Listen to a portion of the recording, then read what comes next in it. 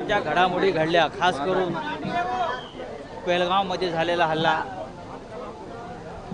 त्यात निरपराध लोकांच्या झालेल्या हत्या, त्यानंतर सरकारनं केलेली लष्करी कारवाई, प्रेसिडेंट ट्रम्पने केलेला हस्तक्षेप, जगभरातून त्यावर उमटलेल्या प्रतिक्रिया, यामुळे देशातल्या सर्वच राजकीय पक्षामध्ये एक चिंतेचा सूर आहे.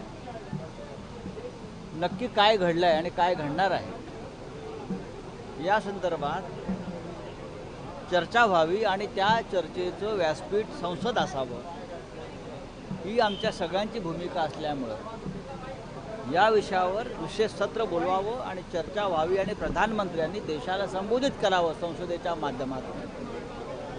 यासाठी एक पत्र सर्व विरोधी पक्षांतर्फे आम्ही दिलं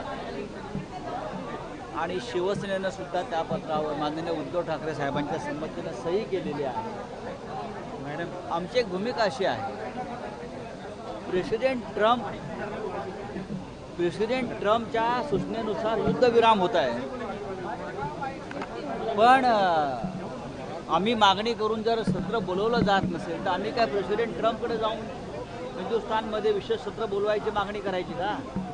आम्ही आमच्या प्रधानमंत्र्याकडे किंवा राष्ट्रपतीकडेच करणार. आम्ही ट्रम्पकडे जाणार नाही. ट्रम्प या देशावर जर राज्य करतो तर आम्ही कसं काय करायचं?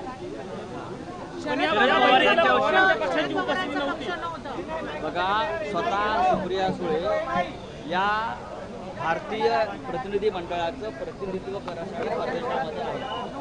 त्या leader of the floor of the leader आहे.